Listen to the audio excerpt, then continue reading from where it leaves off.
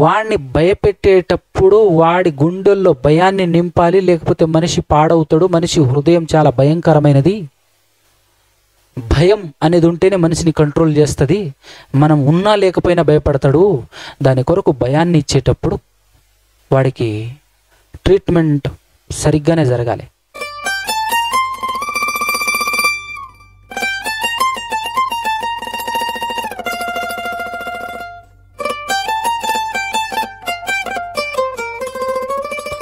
మొదటగా మనందరి కనతండ్రి, ఆఖరికి యేసుక్రీస్తు ప్రభుల వారికి కూడా కనతండ్రి అయిన ఆ ఏకైక దేవదేవునికి, ఆయన కుమారుడు మన రక్షకుడుగా ఈ లోకానికి వచ్చిన దేవుని ద్వారా పంపబడిన యేసుక్రీస్తు ప్రభుల వారి ద్వారా పరిశుద్ధాత్మ సహాయంతోనే ఆ ఏకైక దేవునికి స్తుతి స్తోత్రాలు, కృతజ్ఞతాస్తుతులు చెల్లించుతున్నాను. అదేవిధముగా ఆయన మాటలు వినాలి. వినబడినటువంటి మాటలను జాగ్రత్తగా హృదయంలో పదిలపరుచుకొని వాటిని జాగ్రత్తగా అనుసరిస్తూ ఈ భూలోకంలో జ్ఞానవంతులుగా, తెలివినటువంటి వారుగా, విజ్ఞులుగా బ్రతికి ఆయన మహాలోకానికి చేరాలి అనే ఆశ, ఆలోచన కలిగి వచ్చి కూర్చొని వింటున్నటువంటి మీ అందరికీ కూడా క్రీస్తు పేరిటనే శుభములు, వందనాలు తెలియజేస్తూ ఉన్నాను. జాగ్రత్తగా మనం కొన్ని మాటలు వినే ప్రయత్నం చేద్దాం. ఈరోజు మనిషి అనేక రకాలుగా ఇబ్బంది పడుతున్నాడు, బాధపడుతున్నాడు. సమస్యల వలయంలో, శ్రమల సుడిగుండంలో చిక్కుకొని బాధపడుతున్నాడు. అవునా కదా? ఈ సమస్యలన్నింటికి కారణం వన్ వర్డ్లో చెప్పాలి అని అనుకుంటే మాత్రం ఒక వర్డ్ ఉంది: ఆశ. ఆశపడి. కొన్నిసార్లు కొంతమంది మాట్లాడతారు, నేను ఏ నేను ఆశపడలేదే, కానీ ఇబ్బందులు చిక్కుకున్నాను, నేను ఆశపడలేదే అని అంటారు. నేనేమన్నాను? ఆశ అనే చెప్పాను, కానీ నువ్వు పడ్డావని చెప్పలేదుగా. అవునా కదా? నేను ఆశపడతా, నీ దగ్గర నుంచి 2 లక్షలు 10 లక్షలు తీసుకుంటా, మోసం చేస్తా. అప్పుడు నువ్వు బాధపడతావు. నువ్వు బాధపడటానికి గల కారణం నాలో పుట్టిన ఆశ. ఎగ్జాంపుల్. అందుకోసమే వన్ వర్డ్లో చెప్తే ఈ మాట చెప్పొచ్చు అని చెప్పింది. అన్ని యాంగిల్లో ఆలోచించి చెప్పిన ఆ మాట. అవునా కదా? అది నాలో పుట్టొచ్చు, నీలో పుట్టొచ్చు, ఇంకెవరిలోనైనా పుట్టొచ్చు. ఆశ. వాడికి పుట్టింది ఆశ. దానివల్ల వాడు ఎంతమందిని బాధ పెడతాడో తెలియదు. ఫైనల్గా వాడు కూడా పక్కా బాధపడతాడు. ఇలా ప్రపంచంలో ఉన్న ప్రతి మనిషి బాధపడటానికి కారణం అదే. అయితే ఇక్కడ వీటి నుంచి ఎలా తప్పించుకోవటానికి మార్గాలు ఏమైనా ఉన్నాయా అని ఆలోచిస్తే పరిపూర్ణమైన గ్రంథం ఇది. అందుకోసమే ఈ గ్రంథంలో సొల్యూషన్ ఉంటుంది ఖచ్చితంగా. ఫస్ట్ సొల్యూషన్ ఏంటి అని అంటే, ఫస్ట్ పర్సనల్గా నీకు చెప్పేది ఏంటంటే, నువ్వు అస్సలు ఆశపడకు. ఏంటున్నారా? నువ్వు అస్సలు ఆశపడకు. సగం సమస్య క్లియర్, ఇంకో సగం ఉంది. నువ్వు ఆశపడకపోయినా ఎదుటోడు ఆశపడి నీ దగ్గరకు వచ్చి సహాయం అడుగుతాడు. అప్పుడు నువ్వేనుకుంటావు సహాయమో. ఎందుకంటే వాడి ఆంతర్యంలో వాడి ఇంటెన్షన్తో వాడు అడుగుతున్నాడు మనకు తెలియదుగా. కాబట్టి మనం దొరికిపోయే అవకాశం ఉంటుంది. మేలు కోరి, సహాయం చేయాలనే ఆశతో, అంటే సహాయం చేయాలనేటటువంటి మంచి ఆలోచనతో నువ్వు ఇచ్చి ఇబ్బందుల పాలయ్యే అవకాశం ఉంటుంది. కానీ ఇక్కడ కూడా ఒక సొల్యూషన్ బైబిల్ చెప్పింది. ఏంటిది ఆ సొల్యూషన్ అంటే, యేసుక్రీస్తు ప్రభుల వారు చెప్పినటువంటి మాట, అడిగితే ఇవ్వన్నాడు. అన్నాడా లేదా? అడిగితే ఇవ్వన్నాడు. వాడు మోసం చేయాలని అడుగుతాడు, మనం ఇచ్చిన తర్వాత బాధపడతాం. పరిస్థితి ఏంది? సొల్యూషన్ ఏంటి? దానికి సొల్యూషన్ బైబిల్లో ఉంది. ఏం చెప్పాడో తెలుసా? అడిగితే ఇవ్వు, మరలా తీసుకోవాలనే ఆలోచన లేకుండా ఇవ్వు అన్నాడు. మరలా వీడి దగ్గర నుంచి తీసుకోవాలి అనే ఆలోచనే, ఆ ఆశపడకుండా ఇవ్వగలిగితే ఇవ్వన్నాడు. ఇంకెక్కడిది బాధ? తీసుకుపోతాడు, మళ్ళీ ఇవ్వను అని అంటాడు. నీకు అందులో ఏమైనా బాధ ఉందా? ఈయనంటాడు, నేను ఇవ్వను రా, నేను మోసం చేస్తున్నా, ఏం చేసుకోపో అంటే, నువ్వు ఇవ్వాలని ఇస్తేగా నేను బాధపడేది. నువ్వు ఇవ్వను, ఏం చేసుకో అంటే నేను అడిగినా? అడగలేదే. ఇవ్వకు. నువ్వు ఇవ్వాలని కూడా నేను అనుకోలే. బతుకు. బాధ ఎక్కడిది? అందుకోసం యేసుక్రీస్తు ప్రభువులు ఏమన్నాడు తెలుసా? నీ పై వస్త్రము అంటే కర్చీపు, టవలు ఎత్తుకుని పోయేవాడిని పిలిచి మరి అంగి తీసి కూడా ఇవ్వన్నాడు. ఇలా ఎవడివ్వగలడు? ఇచ్చి రిటర్న్ అడగకుండా ఎవడుండగలడు? ఎవడుండగలడు? ఒక్కడే ఉండగలడు. ఎవడైతే ఆత్మ సంబంధియో వాడే ఉండగలడు. అతను ఎలా బ్రతుకుతాడు తెలుసా? ఒక పౌలు గారు ఉన్నారు. ఉన్నదంతా ఏమన్నాడు అన్నాడు. ఆయనకి ఎన్ని ఆస్తి పోతే మాత్రం బాధపడతాడు ఆయన. కానీ ఆయన వల ఏడ్చేది ఆత్మల కొరకు. ప్రతిదినం భోజనం లేకపోయినా పర్లేదు, బట్టలు లేకపోయినా పర్లేదు, కానీ నాకు ఆత్మల రక్షణ. ఎవరేది తీసుకున్నా కూడా దాన్ని చాలా టేకటీజ్గా తీసుకొని, భౌతికమైనది నా ఎంట రాదయ్యా. మొన్న చెప్పాను సండే రోజు, మనము ఈ లోకములోనికి ఏమీ తీసుకొని రాలేదు, పోయేటప్పుడు ఈ లోకంలో నుంచి ఏమీ తీసుకొని ఎందుకురా ఆశపడతావు? అది అర్థమైతే ఇంకెందుకురా? ఏది నీది కాదు అని అన్నప్పుడు ఎవడో ఏదో పట్టుకపోయిండు అని అంటే ఎందుకు బాధపడతావు? ఎందుకు ఏడుస్తావు? ఎందుకు ఇబ్బంది పడతావు? చెప్పు. ఏమైనా ఉందా నీది? పట్టుకపోయేది ఏదైనా ఉందా? చెప్పండి. అర్థమవుతుందా? మనం పట్టుకపోయేది మన ఎంట వచ్చేది ఏది లేదు కాబట్టి బాధపడటం దండగా. ఉన్నదాంతో తృప్తిగా బ్రతకటం నేర్చుకోవాలి. ఒక క్రైస్తవుడు ఉన్నదాంతో తృప్తిగా బ్రతకాలి. పోయిన దాని గురించి ఆలోచించకూడదు, ఆలోచించరాదు. ఇలాంటి పనులు చేయగలిగేవాడు ఒకే ఒక్కడు, అతనే ఆత్మానుసారమైన మనసు గలవాడు. ఎవరు? ఆత్మానుసారమైన మనసు కలిగినటువంటి వాడి మనసు ఆత్మ సంబంధమైన విలువలు, ఆత్మ సంబంధమైనటువంటి విషయాల మీదే ఉంటుంది. కాబట్టి శరీర సంబంధమైనవి ఏవి పోయినా, వస్తువులు పోవటం తర్వాత సంగతి, వస్తువులు పోవటం అది సెకండరీ. కానీ ప్రైమరీ విషయం ఏంటో తెలుసా? తన శరీరం కూడా గాయమవుతున్న బాహ్య పురుషుడు దినదినము కృషించిపోతున్నా కూడా బాధపడకుండా, శ్రమలు వస్తుంటే శ్రమలలో సంతోషం అనే మాట మాట్లాడగలిగేవాడే ఆత్మ సంబంధి. ఇలాంటి వాడు మాత్రమే అర్హత పొంది ఉన్నాడు నేను క్రైస్తవుణ్ణి అని చెప్పటానికి. మిగతా వాళ్ళు అదో పాట పాడుకుంటాం చూశారు, ఆ పాట టైప్ అనమాట. పేరుకే క్రైస్తవులారా, నులివెచ్చని క్రైస్తవులారా, మాదిరి లేని క్రైస్తవులారా, ఆదివారపు క్రైస్తవులారా. అంతేనా కదా? ఆదివారపు క్రైస్తవులు ఆదివారం రాగానే టక టక టక టక రెడీ అయిపోయి బైబిల్ చేత పట్టుకొని ఇది సంఖలో పెట్టుకొని ఎడిగిపోతున్నావురా అంటే మందిరానికి అనేటోడొకడు, చర్చికి అనేటోడొకడు, ప్రేయర్కి పోతున్నా అనేటోడొకడు. అంతే. మాదిరి ఉండదు, ఆచరణ ఉండదు, పేరుకే. మరి మనం కూడా ఆల్మోస్ట్ ఆల్ అక్కడే ఉన్నాం అనుకుంటా. ఒక్కసారి చెక్ చేసుకోండి. అవునా కదా? ప్రశాంతంగా ఈ లోకంలో బ్రతకాలంటే ఫాలో అవ్వాల్సిన సూత్రాలు దేవుడు బైబిల్లో చెప్పాడు. ఒకటి. ఇంకొక సమస్య కూడా ఉందండోయ్, అది కూడా ఆశలో ఒక భాగమే.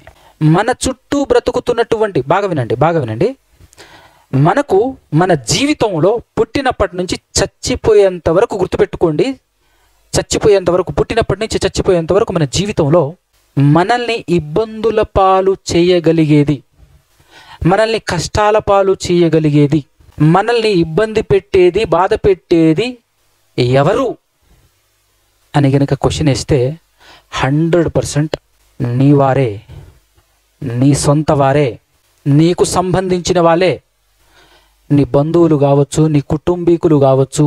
అర్థమవుతుందా? ఈజీ. ఇది తెలుసుకోలేనటువంటి వాళ్ళు అంటే మరీ అజ్ఞానులు అనమాట. మీ క్వశ్చన్ చెప్పనా? సింపుల్ ట్రిక్స్ కదా. ఇవి తెలుసుకొని కూడా ఇది తెలుసుకొని కూడా దీన్నే జీవనోపాధిగా పెట్టుకొని బ్రతుకుతున్నటువంటి వాళ్ళు చాలామంది ఉన్నారు. తెలుసా మీకు? రోడ్ల పొంటి తిరుగుతుంటారు కొంతమంది. జాతకాలు చెప్తామండి, చాతకాలు చెప్తాం, అయిపోయినది చెప్తాం, జరిగింది చెప్తాం, జరగబోయేది చెబుతాం అనుకుంటూ వస్తాడు. చూడిచారా? వాళ్ళు తెలుసుకున్న జ్ఞానం ఇదే. నీకు ఎవరో ఏదో చేశారు, పేరు చెప్పడు, మళ్ళా నీకు ఎవరో ఏదో చేశారమ్మా, నీ వాళ్ళే అమ్మా, ఇటువైపు ఉంటారు అటువైపు ఉంటారు అని చెప్పేసి చక్కగా తిప్పుతుంటాడు. మనకు ఆల్రెడీ అనుమానం ఉండే మనం మాత్రం ఎవరి మీద అనుమానం పడతాం? మన సొంత వాళ్ళ మీదనే అనుమానం పడతాం. అవునా కదా? ఫర్ ఎగ్జాంపుల్గా ముంబైలో మీ చుట్టాలు ఎవరైనా ఉన్నారా? ముంబైలో ఒక ఆయన మిమ్మల్ని ఏదో చేశాడు అని అంటే నమ్ముతారా? అవునా కదా? పక్క జిల్లాలో మనకు తెలియని ఊర్లో నుంచి ఎవరు ఏదో చేశారంటే నమ్ముతామా? ఎందుకంటే మనం నమ్మేది ఎవరిని? మన వాళ్ళే ఏదో. కానీ నిజం కూడా అదేనండోయ్. నిజం ఏంటంటే మనల్ని ఇబ్బందులు పాలు చేసేది ఎవరు? మనం బాగా నమ్మిన వాళ్ళు, మనతో ఉన్నవాళ్ళు. ఇంకా చెప్పాలంటే మన కడుపున పుట్టిన మన పిల్లలు. ఇంకా బాగా చెప్పాలంటే మనల్ని కన్నా తల్లిదండ్రులు. వీళ్ళే తప్ప ఇంకెవరు? మన పాలోళ్ళు అంటుంటారు కదా, వాళ్ళు, మనకు తెలిసిన వాళ్ళు, మన సర్కిలే. ఈరోజే నేను 2 వార్తలు విన్నాను, చదివి వినిపిస్తాను ఒకసారి. ఇందులో తప్పెవరిదో మీరు చెప్పాలి.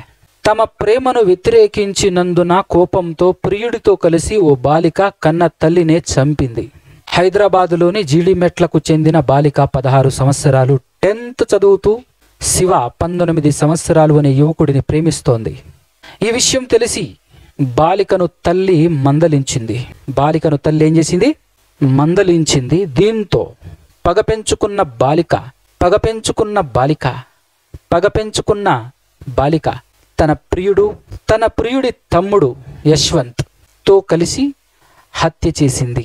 3 నిందితులను పోలీసులు అరెస్టు చేసి దర్యాప్తు చేయగా ఈ విషయం బయటపడింది. తప్పెవరిది? సమాధానం, లోకమునకు తీర్పు తీర్చేవారు మీరే అని మీ గురించే చెప్పింది బైబిల్. సింపుల్ విషయమే చెప్తున్నా నేను. చెప్పండి, జడ్జిమెంట్ ఇవ్వండి. ఇప్పుడు ఇక్కడ తప్పెవరిది? ప్రతి పనిలో ఒక నీతి ఉంటుంది, అంటే ఒక నిజం ఉంటుంది. ఆ నిజం ఖచ్చితంగా ప్రతి మనిషి యొక్క జీవితానికి ఉపయోగపడే నిజం ప్రతి విషయంలో దాగి ఉంటుంది. ప్రతి విషయంలో, ప్రతి పనిలో దాన్ని అబ్జర్వ్ చేయగలగాలి. అప్పుడప్పుడు మనం మాట్లాడుకుంటాం. ఇంకోటి ఏంటంటే, బయట తిరుగుతున్నప్పుడు మూలికలతో ఏవేవో చేసి పలానా మందు అని చెప్పేసి బయట అనౌన్స్మెంట్ చేస్తూ ఉంటారు. ఆడికి పోయి చూస్తే ఆ దుంపలు అవన్నీ ఆకులు అలమలు అవన్నీ చూస్తే మన ఇంటి చుట్టూనే కదా, పిచ్చి చెట్లను పీకెత్తున్నాం మనము అని చెప్పేసి చూసుకుంటుంటాం కదా. మన ఇంటి చుట్టే పెరుగుతుంటాయి అన్ని ఔషధ గుణాలు కలిగినటువంటి చెట్లు. అందులో అది ఉందని తెలియకపోవటమే మన అజ్ఞానం. అది తెలియక మనమే పీకుతుంటాం, చూస్తుంటాం, తొక్కుతుంటాం, అన్నీ చేస్తుంటాం. దాంట్లో అది ఉందన్న సంగతి మనకు తెలియదు. సేమ్ టు సేమ్ ప్రతి విషయంలో మనల్ని జ్ఞానవంతుడిని చేసేటటువంటి జ్ఞానం ప్రతి విషయంలో దాగి ఉంది. కానీ దాన్ని అబ్జర్వ్ చేసుకోవటంలోనే ఫెయిల్ అవుతుంటాం మనం. ఇప్పుడు ఇక్కడ తప్పెవరిది? ఇదంతా ఎందుకు చెప్పానంటే దీనికి సొల్యూషన్ అందరూ ఉంది. తప్పెవరిది చెప్పండి? తల్లిదే తప్పు. ఎందుకు చెప్పండి? తప్పు ఇక్కడ ఎవరిది అంటే తల్లిదే. ఎందుకు చెప్పండి? ఒరిజినల్ ఏంటంటే మామూలుగా అందరూ ఏం మాట్లాడతారు ఈ సందర్భంలో అంటే, తన చావును తానే కన్నదిరా. తన చావును తాను కనలేదు. కన్న బిడ్డను పెంచేటప్పుడు తనను చంపేలా పెంచింది. తను పుట్టింది ఈవిడ చంపటానికి కాదు. పుట్టిన తర్వాత అలా తీర్చిదిద్దింది తల్లి. ఇదే మాట తల్లి దగ్గరికి వెళ్ళి చెప్పామనుకో, తల్లి ఒప్పుకుంటుందా? మనిషికున్న ఏకైక బిగ్గెస్ట్ రోగం ఏంటి అని అంటే పాపం చేయటం కాదు, ఆ పాపాన్ని ఒప్పుకోకపోవటమే. అవునా కదా? జనరల్గా జ్వరం రావటం కామన్. ఎవరికైనా జ్వరం వస్తుంది, రోగం ఎవరికైనా వస్తుంది. అది పెద్ద విషయం కాదు, దాని గురించి ఎవరు బాధపడరు. కానీ హాస్పిటల్కి రారా అంటే అస్సలు రానని భీష్మించి కూర్చున్నాడు అనుకో, ఎట్టుంటుంది? మనకు పిచ్చెక్కుతుంటుంది, బీపీ రేజ్ అవుతుంటుంది మనకు. వాడి బాగు కోరే మనం వాడిని తిడుతుంటాం రారా అని. అంటే ఇక్కడ గమనించాల్సింది ఏంటంటే, తప్పును మనిషి ఒప్పుకోడు. మనమైనా సరే దేవుడు ఈరోజు మనమందరం పాపులం అని చెప్పేసి బైబిల్లో రాయించాడు. ప్రతి ఒక్కడు పాపియే అని చెప్పేసి అన్నాడు. కానీ డైరెక్ట్ చెప్తే వాడు ఒప్పుకోడు, ఎక్స్ప్లెనేషన్ చేయాలి ఖచ్చితంగా. ఇప్పుడు ఇక్కడ తల్లిది తప్పు అన్నాను. చిన్నతనం నుంచి బిడ్డను పెంచే విధానంలో పెంచకపోతే ప్రమాదం ఎవరికి? దీనికి కూడా బైబిల్లో ఒక మంచి మాట ఉంది, చెప్పండి ఒకసారి. కాదు, మంచి డైలాగ్ ఏంటి అంటే, నువ్వు చేసిందే నీ నెత్తి మీదకి వస్తుందని. అవునా కదా? నువ్వు ఏదైతే నాటుతున్నావో దాన్నే నువ్వు కోస్తావు, పంటకు వస్తావు. అర్థమవుతుందా? ఎప్పుడు మా తమ్ముడు చెప్తుంటాడు, విత్తేటప్పుడు ఏడవద్దు, కోసేటప్పుడు ఏడవద్దు, పంట సరిగ్గా రాలేదని, విత్తేటప్పుడు ఏడవాలి అంటాడు. విత్తేటప్పుడు విత్తినప్పటి నుంచి దాన్ని చక్కగా మెయింటెనెన్స్ చేసుకుంటూ పోతే ఫైనల్గా బాధపడే అవకాశం రాదుగా. అంటే పెరుగుతున్న పంటలో కూడా ఒక నీతిని చెప్పాడు చూడు, మన జీవితానికి అవసరమే నీతి. అయ్యో నా బిడ్డ అట్టయింది, అట్లా చంపేసింది అని చెప్పేసి తర్వాత బాధపడటం కంటే, ఈరోజు ప్రపంచం సర్వనాశనం అవడానికి గల కారణం ఏంటి అని అంటే, ఒక టాలెంట్ లేదు, ఒక జ్ఞానం లేదు, ఒక తెలివి లేదు ప్రపంచానికి. ఒకే ఒకటి, అదేంటంటే ఈరోజు ఏవేవో చేస్తున్నారు, ఏవేవో నేర్చుకుంటున్నారు, చాలా పెద్ద పెద్ద విషయాలు నేర్చుకుంటున్నారు, చాలా విషయాలు ట్రైనింగ్ తీసుకుంటున్నారు. కానీ పిల్లల్ని ఎలా పెంచాలో అనే ట్రైనింగ్ ప్రతి వ్యక్తి నేర్చుకున్న తర్వాతనే పిల్లలు కనాలి. నేర్చుకున్న తర్వాతనే పిల్లలు కనాలి. పెళ్లి చేసుకున్న వెంటనే క్లాసులు జాయిన్ అవ్వాలి. పిల్లలు పుడతారు, ఆ పిల్లల్ని ఎట్లా పెంచాలో అనేటువంటి క్లాసులు ఎక్కడ జరుగుతాయండి? ఎవరు చెప్తారు? ఈ గ్రంథం తప్ప ఇంకెక్కడ చెప్పరు. ఇది అద్భుతమైన టాలెంట్. తర్వాత భవిష్యత్తుని మార్చాలి అని అంటే, రాబోయే తరాలు గొప్పగా ఉండాలి అని అంటే నేర్పించాల్సింది, ప్రతి వ్యక్తిని నేర్పించాల్సింది ఏంటో తెలుసా? ఎలా పోషించాలి పిల్లల్ని. పోషించాలి కదా, ఎలా పెంచాలి పిల్లల్ని అనేది నేర్చుకోవాలి ప్రతి ఒక్కరూ. అర్థమవుతుందా? ఆపరేషన్ చేసేటప్పుడు ఆపరేషన్ సక్సెస్ఫుల్గా జరగాలి అని అంటే ఏమిస్తారు? అలాగే నువ్వు నేర్పించే ప్రతి మాట దాన్ని పిల్లోడు అనుసరించాలి అని అంటే వాడికి కూడా ఒకటి ఇవ్వాలి. అదేంటి చెప్పండి? మత్తనకండి. ఏమివ్వాలి? వాడి గుండె నిండా భయం ఇవ్వాలి. వాడి గుండె నిండా భయం ఇవ్వాలి. జనరల్గా ఒకడే అబ్బాయి ఒకడే అమ్మాయి ఉన్నటువంటి వాళ్ళు, కలిగినటువంటి తల్లిదండ్రులు పిరికి పందలు. వాళ్ళే రేపటి భవిష్యత్తుని పాడు చేసేది ఆ తల్లిదండ్రులే. రేపటి తరాన్ని సర్వనాశనం చేసేది వాళ్ళే. నాకు ఒక్కడే కొడుకు, అమ్మాయి లేదు, ఒక్కడే కాబట్టి జనరల్గా ఎట్లా చూసుకుంటారు? వాము, వాడికి ఏం కాకూడదు, వాడు ఏడవకూడదు, వాడు బాధపడకూడదు, వాడు ఏం కోరుకుంటే అది ఇవ్వాలి, ఏందంటే అది చేయాలి. వాడికి చేయకపోతే ఇంకెవడికి చేస్తారా? ఉన్నదొక్కడే కదా అని చెప్పేసి చేసుకుంటూ పోతే ఫైనల్గా వాడు రౌడీలా తయారవుతాడు, నెంబర్ 1 మూర్ఖుల్లా తయారవుతాడు. ఆ తర్వాత నాణ్యత మీదనే కూర్చుంటాడు. కానీ వాడి గుండెల్లో నేను నింపిన భయం ఏంటో తెలుసా? వీడు చంపుతారా అనే భయం ఉంది వాడి గుండెల్లో. ఇప్పుడు నేను అదంట, నీ ఇష్టం, కొడితే ఎట్లుంటుంది తెలుసా? ఈ నిజంగా అనేటట్టు చంపేసేటట్టే ఉన్నాడు వీడు అనే విధంగా ఉంటుంది. అలా అని చెప్పేసి నాకు ప్రేమ లేదు కాదు. అర్థమైందా? విషయం ఏంటంటే, నిజం ఏంటి అని అంటే, చిన్నతనం నుంచి వాడు నాకు పుట్టిన తర్వాత నాకు దేవుడు వాడిని ఇచ్చిన తర్వాత పెంచే విషయంలో వాడు పెరుగుతుంటే వాడి వల్ల నాకు నా తల్లిదండ్రుల మీద ప్రేమ పెరిగింది.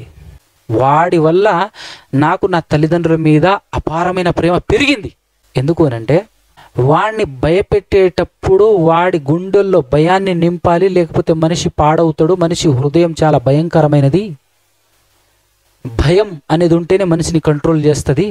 మనం ఉన్నా లేకపోయినా భయపడతాడు. దాని కొరకు భయాన్ని ఇచ్చేటప్పుడు వాడికి ట్రీట్మెంట్ సరిగ్గానే జరగాలి. కొట్టాను, బెల్ట్ తీసుకొని వాతలు వచ్చేటట్టే కొట్టాను. కానీ వాడి ముందు కాకుండా పక్కకెళ్ళి నేను చాలా బాధపడ్డా. కొట్టిన ప్రతిసారి, కొట్టేసిన తర్వాత బాధ కలుగుతుంది. నాకు మా నాన్న గుర్తుకొచ్చాడు, నాకు మా అమ్మ గుర్తుకొచ్చింది. ఎందుకంటే నాకు తెలిసి నన్ను కొట్టినంతగా, మా నాన్న నన్ను కొట్టినంతగా ఏ కొడుకును కొట్టుండడు ప్రపంచంలో అనేది నా ఫీల్. ఎందుకంటే ఆ రేంజ్లో మా అమ్మ కూడా కొట్టింది. వాళ్ళు ఎన్నిసార్లు బాధపడ్డాలే, వాళ్ళు ఎన్నిసార్లు ఏడ్చినాలే.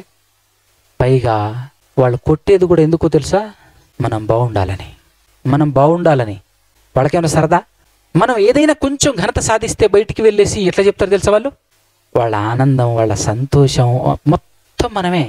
నేను నా పిల్లోని కన్న తర్వాత అర్థమైంది, వాడు బాగా చదువుతున్నాడు, చక్కటి మార్కులు తీసుకొస్తున్నాడు, తెలుగు ఇంగ్లీష్ అన్నీ టకటక చదివేస్తాడు, పెద్దోళ్ళు కూడా చదవలేకపోతున్నారు అని అన్నప్పుడు నేను, వాడికి తెలియదు కానీ బయట ఎన్నిసార్లు చెప్పుకున్నా నేను. ఒక సహోదరుడు వచ్చేసి, అన్న మావాడు 10th క్లాస్ అయిపోయిందన్న, ఇంగ్లీష్ ఇది చదువు అంటే చదవట్లేడన్నా అని చెప్పేసానంటే, నేనన్నా మావాడి దగ్గర తీసుకెళ్ళేసి ఇవ్వన్నా. ఎంత ఆనందం ఉంటుంది అక్కడ, ఎంత ఆనందపడుతుంటామా మావాడి దగ్గర. మీ వాడు చదివేస్తాడా? ఏం క్లాస్ వాడు? 5th క్లాసే, మీ ఓడిలో సగం అంతే కదా, వెళ్ళు అని చెప్పేసానంటే టక చదివిండాడు.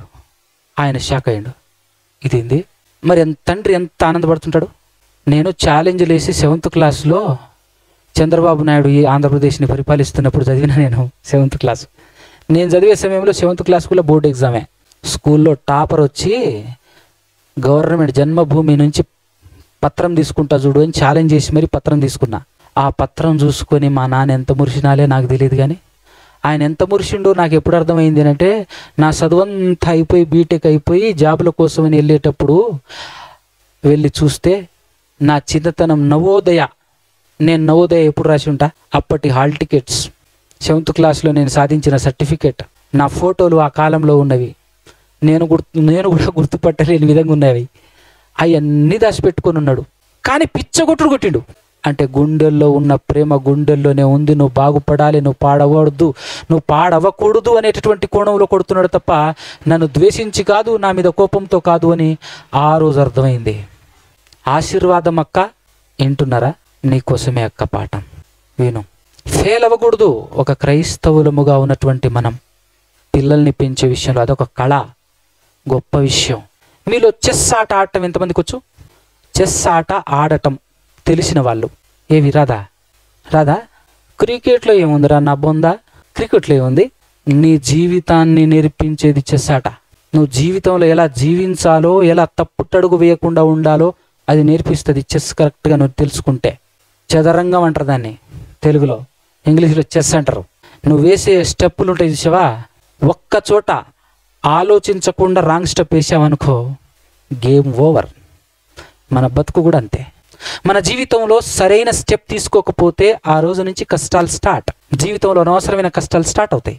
మన జీవితంలో మనం సరైన అడుగు వేయకపోతే, సరైన నిర్ణయం తీసుకోకపోతే, సరైన ఆలోచించకపోతే, కష్టాల్లో కూరుకుపోయిన తర్వాత పలానా రోజు ఆ నిర్ణయం, ఆ డిసిషన్ తీసుకోకుండా ఉంటే బాగుండు.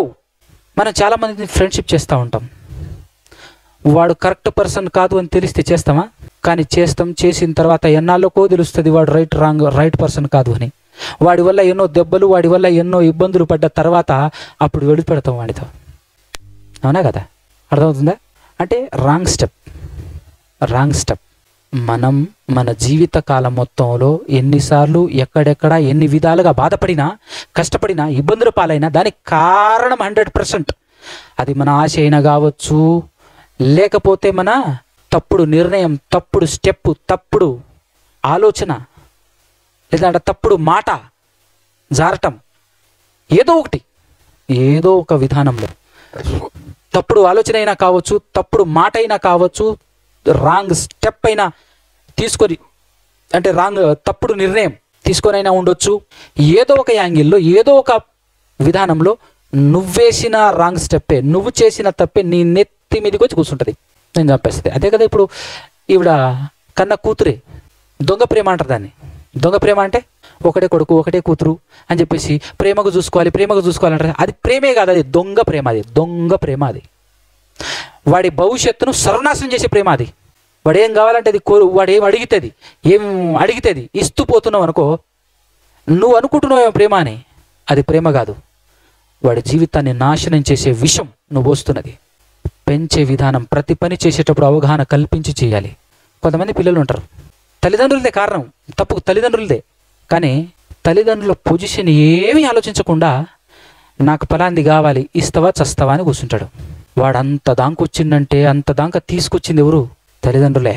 ఆ రేంజ్ వరకు వాడు వచ్చాడు అంటే ఇంకా కొంతమంది ఏం చేస్తారు తెలుసా? నేను కోరుకున్నది ఇవ్వకపోతే నేను చచ్చిపోతా అంటాడు. బ్లాక్మెయిల్ చేస్తున్నాడంటే అర్థం ఏంటి? మిస్టేక్ ఎవరిది? నీదే. చాలా ప్రేమగా, పనికి మాల ప్రేమతో, దొంగ ప్రేమతో, అబ్బా మా అయ్య గదే, మా అమ్మ గదే అనుకుంటూ నువ్వు పెంచావనుకో అర్థమైపోద్ది, వాడికి అర్థమైపోద్ది. నా మీద బాగానే ప్రేమ చూపుతున్నారు, నేను ఏడిస్తే కావాల్సినవన్నీ ఇస్తున్నారు, నేను బాధపడితే కావాల్సినవన్నీ ఇస్తున్నారు, నేను చచ్చిపోతానంటే మాత్రం ఇంకో దిగిపోయి వస్తున్నారు, ఇదేదో బాగుంది అని చెప్పేసి బ్లాక్మెయిల్ స్టార్ట్ చేస్తారు. మా ఊర్లో తమ్ముడికి కూడా తెలుసు, మాకు కూడా తెలుసు, ఒక సహోదరుడు పాపం ఆర్షియం బైబిల్ కొని నాకు ఇచ్చాడు ఆయన. ఇప్పటికీ ఉంది ఆ బైబిల్. చిన్నతనం నుంచి ఏం కోరుకుంటే అది అప్పు చేసి అయినా సరే, కష్టపడి అప్పు చేసి అయినా సరే ఇప్పించుకుంటూ వచ్చారు. ఎంగేజ్కి వచ్చాడు మనోడు, 18-19 సంవత్సరాలు, పెళ్ళిడికి వచ్చాడు. ఇంట్లో పరిస్థితి పట్టించుకోకుండా సడన్గా దోస్తులు ఎమ్మడిపడి, నా దోస్తులు ఆటో కొన్నారమ్మ, నాకు ఆటో కావాలి అన్నాడు. కథం. చిన్న వస్తువులా? ఆటో అంటే ఏమైనా చిన్న వస్తువు కొనియాలంటే? పెద్ద ఆటో కొనిస్తారా, కొనియరా? ఇంతకుముందే అప్పు చేసి మరీ బైక్ కొనిచ్చారు. బైక్ కావాలి లేకపోతే సస్తా అన్నాడు, ఇచ్చేశారు. ఆటో కావాలి అని అన్నారు. ఎక్కడి డబ్బులు? ఆ బండి ఫైనాన్స్ తీరలే, నువ్వేం వేసుకున్నట్టు వీరు తిరుగుతున్నావు, ఫైనాన్స్ కట్టేది మేము, మాకేమైనా జాబా పాడా? కూలి చేసుకొని బతకాలి, ఉన్న 1 ఎకరం 1/2 ఎకరం వేసుకొని బతకాలి. నేను ఇప్పేం పోరా, ఇప్పేం రాదు ఇది అని చెప్పేసి నాన్న గట్టిగా అన్నాడు. చిన్నప్పుడు అనాల్సిన మాట ఇప్పుడు అన్నాడు. కొడుకు ఏం చేసిండు తెలుసా? కోపం వచ్చి ఇంత రాయి తీసుకొచ్చేసేసిండు. అది నాన్న కాళ్ళకు తగిలింది. వామ్మో, ఇంత దాకా ఎదిగావురా నువ్వు, ఇంత దాకా ఎదిగావురా నువ్వు అంటున్నావు. ఆ విధంగా ఎదిగే రేంజ్లో చేసింది ఎవరు? నువ్వు కదా. ఇంత దాకా ఎదిగావురా నువ్వు అని చెప్పేసి తిరగబడి కొట్టడానికి పోయిండు. 1-2 దెబ్బలు వేసిండు. ఇన్ని రోజులు కొట్టని నన్ను ఈరోజు మా నాన్న కొట్టిండనంటే ఇంకా ఎందుకు నేను బతకటం అని పోయి మందు తాగిండు. పొలానికి వేసే మందు తాగిండు. కోపంలో ఎంత తాగుతున్నాడో తెలియక లీటర్ మంది తాగేసాడు. అది చూసేసి బోర్ నేర్చుకుంటూ కాళ్ళకి దెబ్బ తగిలింది కూడా మర్చిపోయి తల్లిదండ్రులు అయ్యో అయ్యో నా కొడుకు అది తాగిండి ఇది తాగిండి అని చెప్పేసి వెళ్తే వాడు ఇది నేను కోరుకున్నది.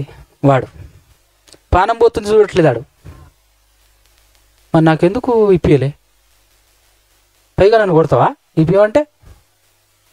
ఆడిడ బతిలాడి కారు ఏదో తీసుకొచ్చారు వేసుకుపోవటానికి హాస్పిటల్కి. హాస్పిటల్ కూడా చేరలే, మధ్యలోనే అయిపోయాయి. ఇప్పుడు ఆ కొడుకుని చంపింది ఎవడు? వాడు నాకు తమ్ముడు అవుతాడు. మా పక్కూరే. పిల్లల్ని పెంచలేకపోవటం ఎంత పెద్ద లోపమో తెలుసా సమాజంలో? ఒక తండ్రి ఆవేదన వీడియో ఉంది. తల్లి చిన్నతనంలో చచ్చిపోయిందట.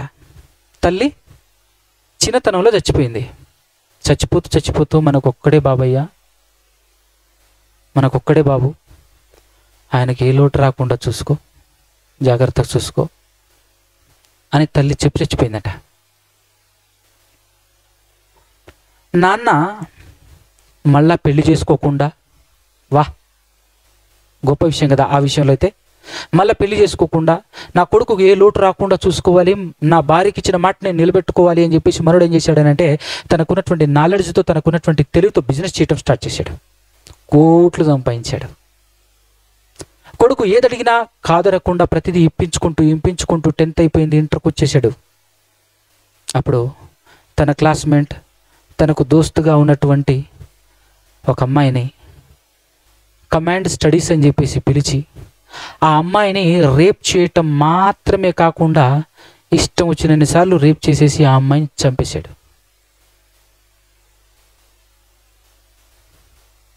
చంపేస్తే జైలుకు తీసుకెళ్ళి జైల్లో వేసేస్తే కొడుకు కోసం తండ్రి ఎన్ని ప్రయత్నాలు చేశాడో తెలుసా? అన్బెయిలబుల్ వారంటీ ఆయన మీద పడితే, జీవిత ఖైదు ఆయన మీద పడితే న్యూస్ మీడియాని కొనేశాడు. ఎవరైతే కంప్లైంట్ ఇచ్చారో చచ్చిపోయిన అమ్మాయి మరలా తిరిగి రాదు కదా అని చెప్పేసి వాళ్ళతో మాట్లాడి వాళ్ళకి ఎంతో కొంత ఇచ్చేశాడు. లాయర్లకు ఇచ్చేశాడు.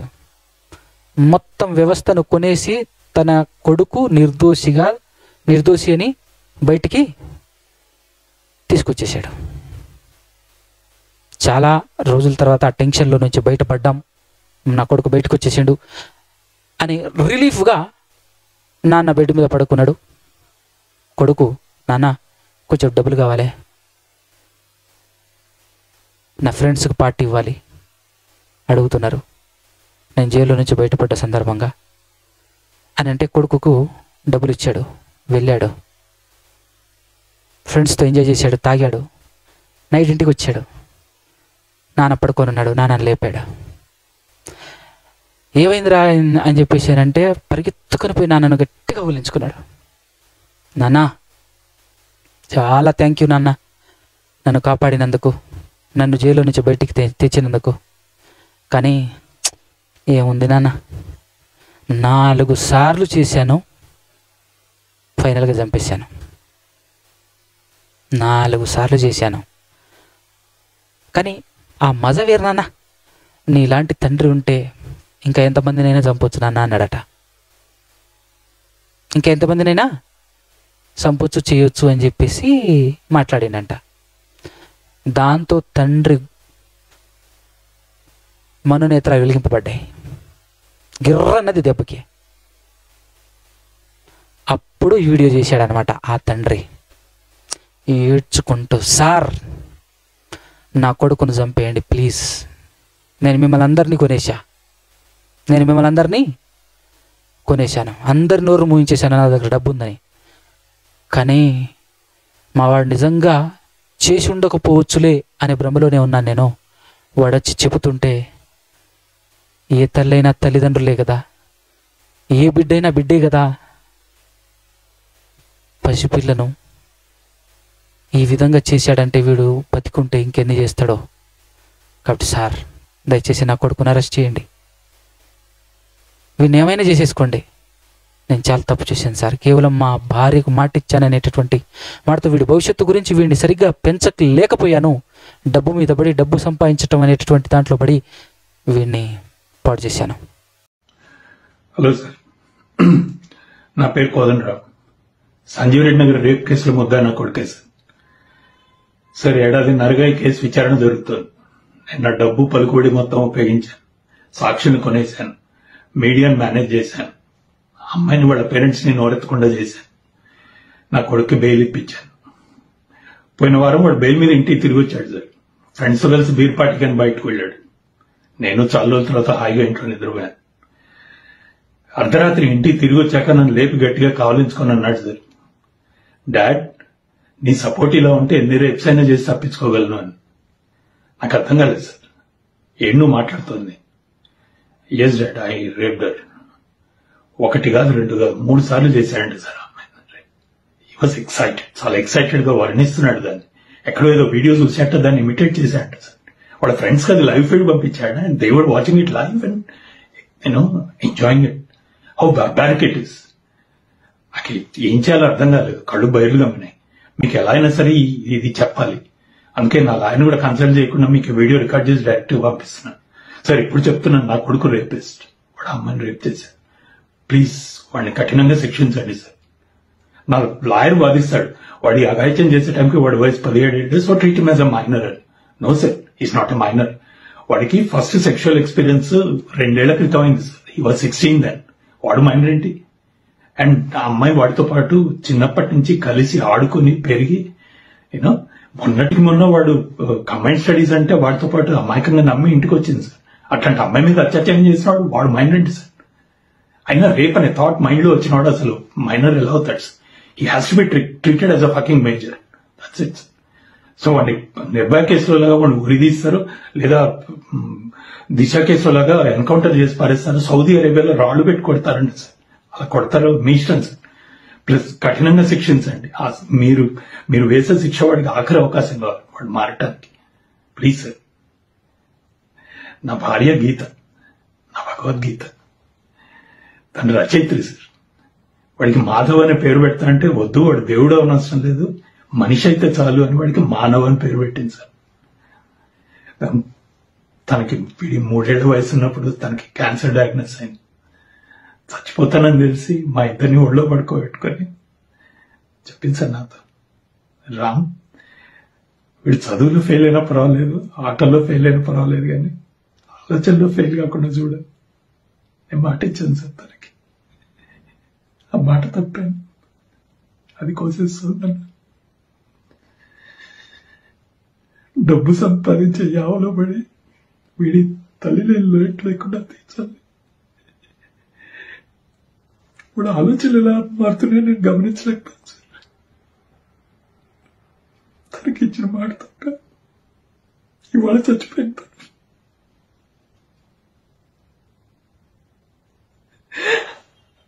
ఆ అమ్మాయి మీద వాడు చేసిన అత్యాచారంలో సగం బాధ్యత నాది సార్. వాడి వేసే శిక్షలో సగం నాకు వేయండి. ఆ రాళ్ళ పెట్టి ముందు నన్ను కొట్టాడు సార్.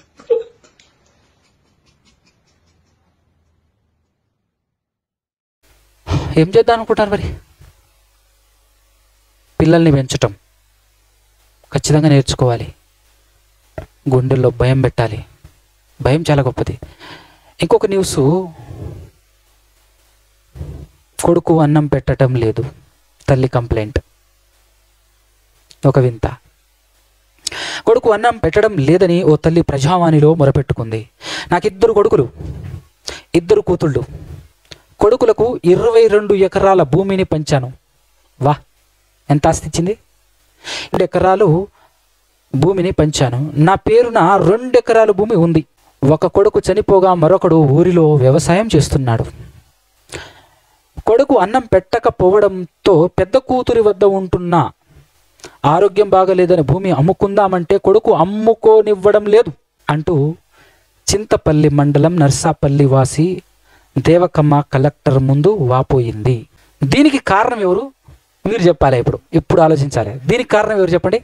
దీంట్లో మెయిన్ తప్పు తల్లిదండ్రులదే అయినప్పటికీ ఇంకొక మెయిన్ పర్సన్ ఉంటారు. చెప్పండి, గుర్తు తెచ్చుకొని ట్రై చేసి చెప్పండి. ఇంకొక అసలు క్యాండిడేట్ ఉంటారు ఇక్కడ. 100% కోడలే. కోడళ్ళ గురించి ఒక పాఠం చెప్పాలని ఉంది ఫ్యూచర్లో. దాని పేరేం పేరు తెలుసా? రౌడీల రిక్రూట్మెంట్. పెండ్లి అని అంటే రౌడీల రిక్రూట్మెంట్ అని అర్థం. అర్థమైందా మ్యాటర్? పెళ్లి చూపులు అంటే దాని ఇంటర్వ్యూ అంటారు. ఇంటర్వ్యూ, కోడలు కావాలి అని ఇంటర్వ్యూ అంటే ఒక రకంగా ఎంప్లాయీ కావాలి అని చెప్పేసి రిక్రూట్మెంట్ జరుగుతుంది. రిక్రూట్మెంట్లో ఒక జాబ్ హోల్డర్ని పెట్టుకుంటారు.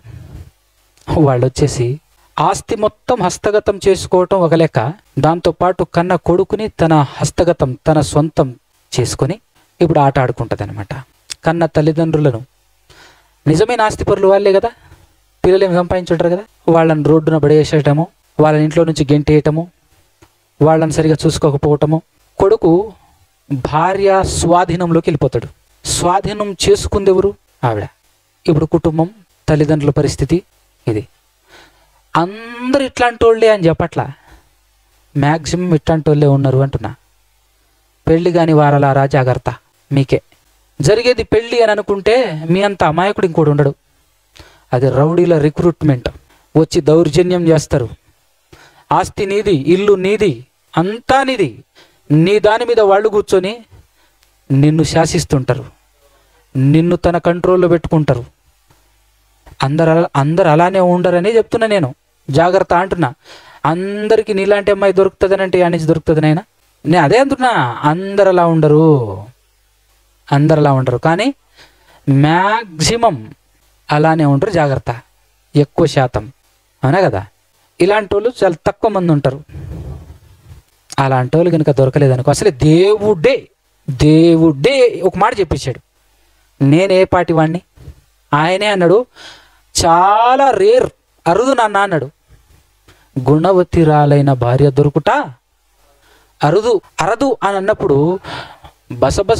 ఇంకొకటి ఏంటంటే తొందరపడి, ఇంకొకటి ఏంటంటే లవ్ అని చేసుకునేటోడు ఉంటుంది చా. నాకైతే లవ్ అన్నవాడిని లాగిపెట్టి కొట్టాలనిపిస్తుంది. ఎందుకంటే వాడికి లవ్ అనే మాటకు మీనింగ్ తెలియదు. ప్రేమకు నిర్వచనం తెలుసా? పోనీ యూత్కి ప్రేమకు నిర్వచనమే తెలియదు. వ్యామోహాన్ని ప్రేమ అంటాడు, కామాన్ని ప్రేమ అంటాడు. ప్రేమ వేరు, కామం వేరు. విషయం ఏంటంటే ఎంతో కొంత ఈ సృష్టిలో ప్రేమించేటటువంటి వ్యక్తులు ఎంతో కొంత అంటున్నాను, పరిపూర్ణంగా కూడా కాదు, మళ్ళీ గుర్తుపెట్టుకోండి, తల్లిదండ్రులే.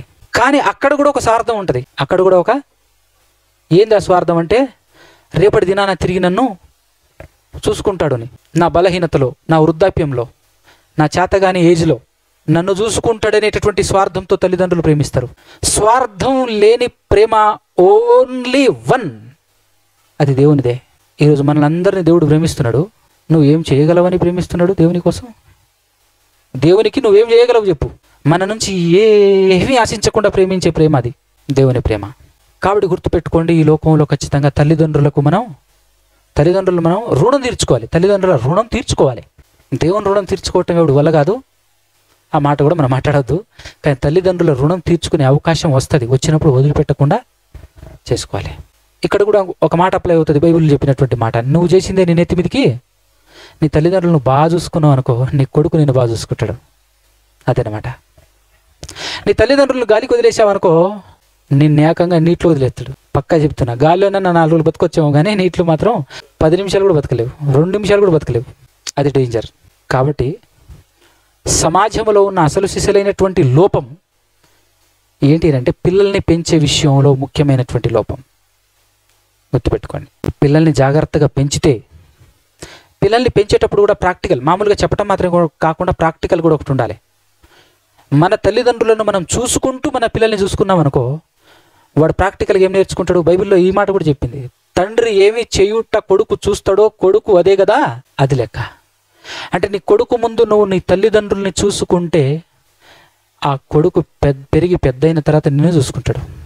ఈరోజు భార్య మాట విని తల్లిదండ్రులను అనాథాశ్రమంలో విడిచిపెట్టేటటువంటి వారు ఉంటారు. భవిష్యత్తులో నీ కొడుకు కనీసం నువ్వైనా అనాథాశ్రమంలో వదిలిపెట్టావు, నిన్ను అడవిలో వదిలిపెడతాడు చూడు. అనాథాశ్రమం కాదు, అడవిలో వదిలిపెడతాడు చూడు ఖచ్చితంగా. ఈ విషయం కొంతమంది స్త్రీలకు చెప్పిన నేను, ఈరోజు మీరు మీ అత్తమామల్ని చూసుకుంటే కదా మీకొచ్చే కోడళ్ళు మిమ్మల్ని చూసుకుంటారు అని అంటే, అట్టేం కుదరదు. మేము మాకొచ్చేటటువంటి కోడల్ని మేము మంచిగా చూసుకుంటాం కాబట్టి వాళ్ళు మమ్మల్ని ఇప్పుడు నాకు అంజన్న పాటిని పాడ గుర్తుకొస్తుంది. ఏడి అంజన్ ఏడి, ఒకసారి ట్యూన్ చెప్పు పల్లవి. నీవనుకున్నదే జరగదు జీవితంలో, నీకు అన్నీ నువ్వు అనుకున్నది జరుగుతుందా? అబ్బా, నువ్వు అనుకున్నది జరుగుతుందా? మనం ఎంత మంచిగా చూసుకున్నా ఈ లోకాన్ని సృష్టించిన సృష్టికర్త పెట్టాడు ఒక విధి. ఆ విధిని తప్పించుకోవటం నీ శాతనే యాడవుతుంది. ఆయన విధించిన విధి ఏంటంటే నువ్వు చేసింది నీ నెత్తి మీదకి వస్తుంది. తప్పించుకోవాలని ఎంత ట్రై చేసినా నువ్వు తప్పించుకోలేవు బిడ్డ, గుర్తుపెట్టుకో. వచ్చే నా కోడల్ని మంచిగా చూసుకుంటా అని అంటే దాని స్వార్థం దానికి, నీకే ఉందా స్వార్థం? దానికి ఉండదా? అది ఎగిరేసిదంతది. అప్పుడు సుక్కలు నదిలో ఉన్న అడుగు కూడా కనపడుతుంది దెబ్బకే. చిమ్మ చీకట్లో అర్ధరాత్రి వేళ ప్రపంచాన్ని చూపిస్తుంది. ఏమనుకుంటున్నారో? మనమే అనుకుంటున్నాం. అసలే పుట్టబోయే పిల్లలు ఈ మధ్యకాలంలో వస్తున్నటువంటి వాళ్ళు ఎట్లున్నారు? కంప్యూటర్ మొత్తం ఏఐ కదా. కాబట్టి అలాంటి వాటన్నింటిలో ఎంత రేంజ్లో ఉన్న వాటన్నింటిలో తప్పించుకోవాలి అని అంటే ఏకైక మార్గం దేవుడు చెప్పినటువంటి మాటల ప్రకారంగా నువ్వు బ్రతకటమే, దేవుడు చెప్పిన రూల్స్ అండ్ రెగ్యులేషన్స్ ప్రకారంగా నువ్వు చేయటమే. నువ్వు విత్తిందే కోస్తావని చెప్పాడు. ఎప్పటికైనా సరే నువ్వు చేసిందే నీ నెత్తి మీదకి వస్తుంది అన్నాడు. నీ నెత్తి మీదకి వచ్చేది బాగుండాలని నువ్వే కోరుకోవాలి, నువ్వే ప్రయత్నం చేయాలి. అంటే రేపటి దినాన నీ నెత్తి మీదకి వచ్చేది ఏంటో నీ చేతిలోనే పెట్టాడు. రేపటి దినాన నీకు వచ్చే పరిస్థితులు, నీకు దాపరించే పరిస్థితులు, ఆ పరిస్థితులకు కారణం నువ్వే అని చెప్తున్నాడు. ఈరోజు చక్కగా ఉన్నావనుకో, ఈ చక్కటిదే రేపు వస్తుంది నీ నెత్తి మీదకి. ఈరోజు నువ్వు మంచిగా ఉన్నావనుకో, నీకు మంచి జరుగుతుంది రేపు. ఈరోజు నాకు ఉడుకు రక్తం ఉంది, బలం ఉంది, శక్తి ఉందని ఇష్టానుసారంగా అడ్డగోలుగా ప్రవర్తించినవు అనుకో, నువ్వు ఎలా ప్రవర్తిస్తున్నావో అలా ప్రవర్తించే వాళ్ళే నీకు దొరుకుతారు తర్వాత. గుర్తుపెట్టుకో. అర్థమవుతుందా? ఆ పరిస్థితిలోనికి మనం వెళ్లకుండా ఉండాలి అని అంటే జాగ్రత్త పడాలి. దేవుని మాటలను నేర్చుకోవాలి. ముఖ్యంగా మనం నేర్చుకోవాలి. మన జీవితంలో ఏమి నేర్చుకోకపోయినా పిల్లల్ని పెంచడం మాత్రం ఖచ్చితంగా నేర్చుకోవాలి. దేవుడు అంటాడు, బెత్తము వాడని తండ్రి పిల్లలకు తండ్రి అనే చెప్పాడు కాబట్టి తల్లి పక్కకి వెళ్ళిపోతుంది. తండ్రి బెత్తం వాడినా కూడా ఆ బెత్తానికి అడ్డం పడుతుంది తల్లి.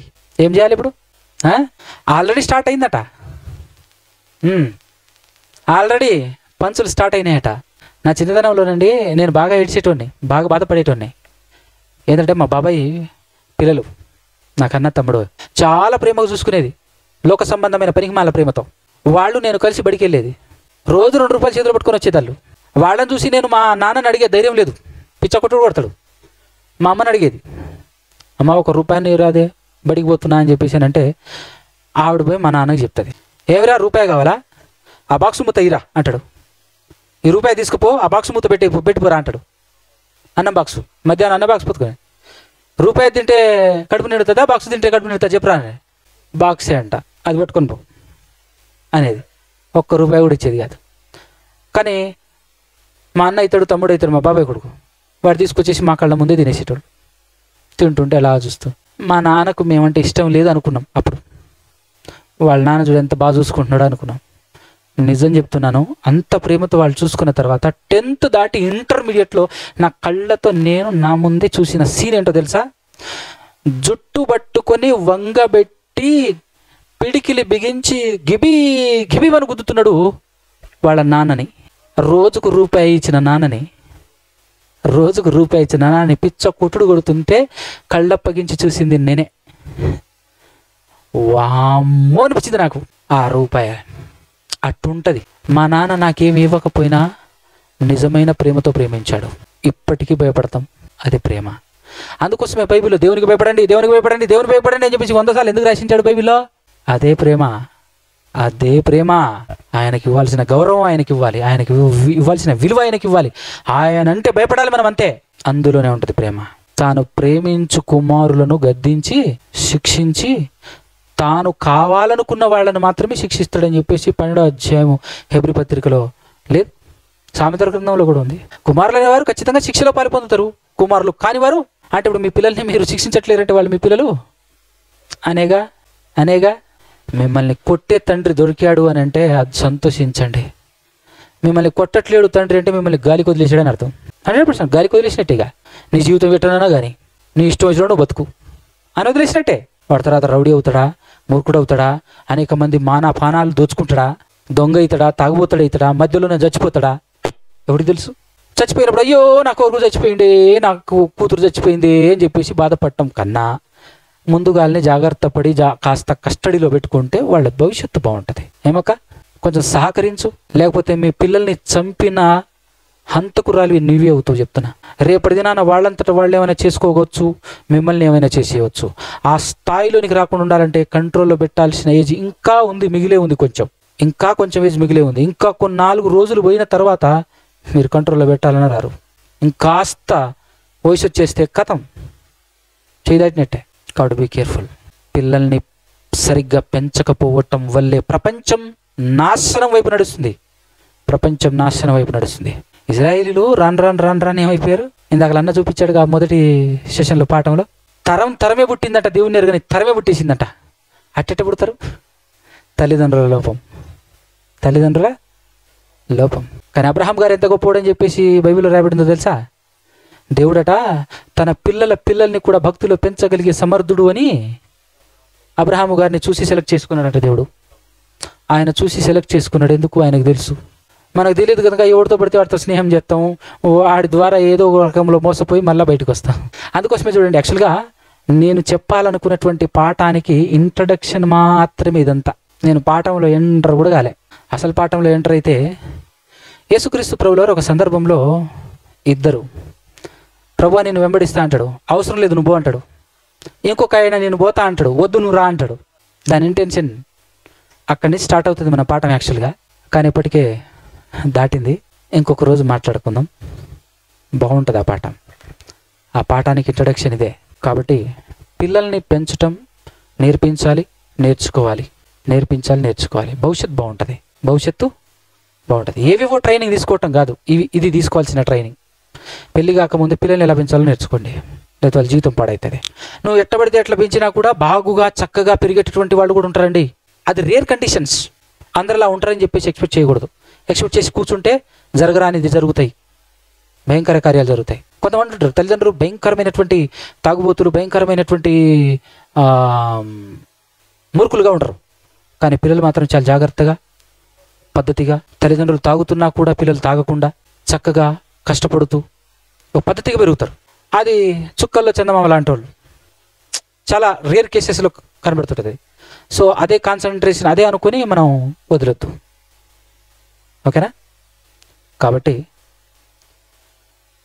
ఈ విధానాన్ని ఫ్యూచర్లో పిల్లలు కనేవాళ్ళు, పెళ్లి చేసుకునే వాళ్ళు జాగ్రత్త పడతారని, ఆల్రెడీ పిల్లలు కలిగినటువంటి వాళ్ళు ఇకనైనా జాగ్రత్త పడి పెంచండి అని కోరుకుంటూ నా మాటలు ముగిస్తున్నాను. కళ్ళు మూసుకొని తల్లించినట్టయితే చిన్న ప్రార్థనతో ముగించుకుందాం. పరమాత్ముడా, పరిశుద్ధుడా, పరమందు ఆశీనుడా, సకల ఆశీర్వాదాలకు కారణభూతుడైన తండ్రి, ఇదిగో నాయనా